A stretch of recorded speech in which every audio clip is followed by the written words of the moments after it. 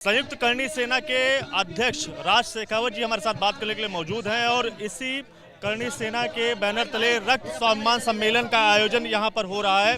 अब इस सम्मेलन के आयोजन के पीछे का मैसेज क्या है?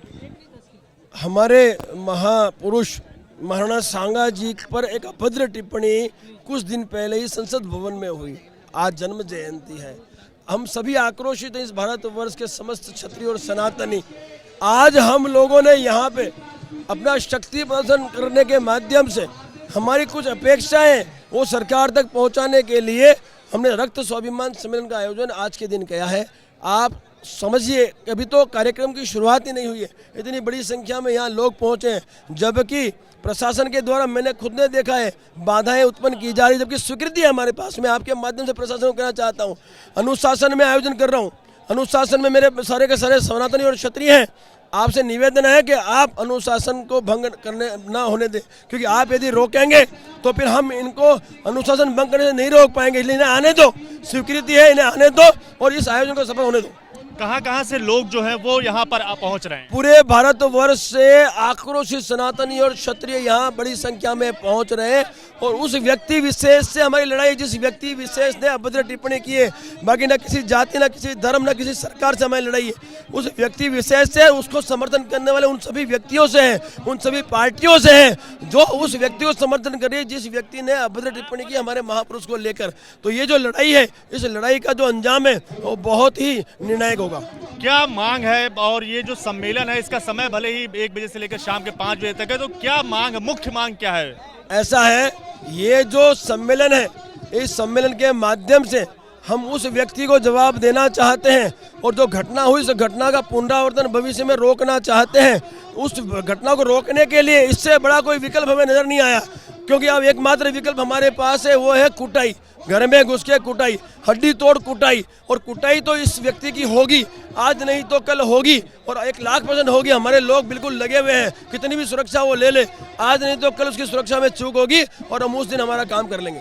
एक सवाल ये भी बनता है, चूंकि लोकतंत्र का शासन है भारत में, तो लोकतंत्र की लड़ाई कानून के रास्ते से लड़ी जाती है, हाथापाई से नहीं लड़ी जाती, तो उस पर आपका क्या? ऐसा है,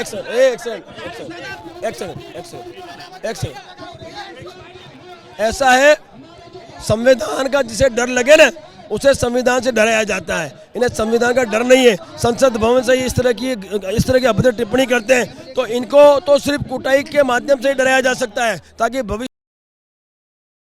करने से 1,00,000 बार सोचें। आखिरी सवाल रहेगा मेरा कि क्या वो अगर सांसद की ओर से माफी मांगी जाती है तो क्या? कोई विकल्प ही नहीं है, कोई माफी किसी को नहीं दी जाएगी। अब तो कुटाई मतलब। आपकी नजर में राणा सांगा की अहमियत या फिर महापुरुष के तौर पर आप कैसे उन्हें मानते हैं? साहब, महाराणा सांगा हमारे भगवान है, हम सबके भगवान है। हम सभी को उन्होंने गाली दी है, गद्दार कहा है हम सभी को, आपको, हमको, सभी को।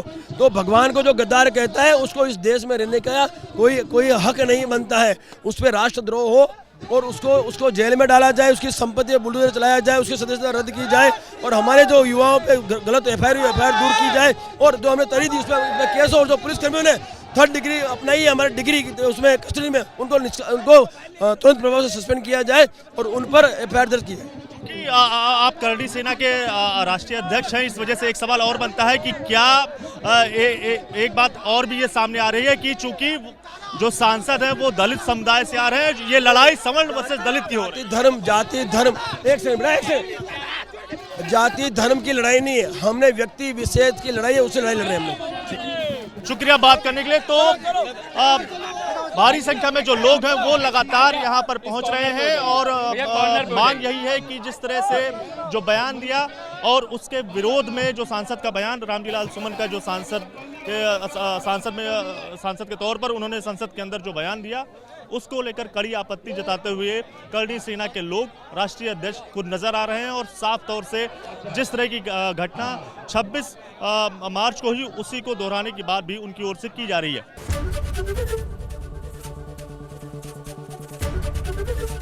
एबीपी गंगा, खबर आपकी, जुबान आपकी।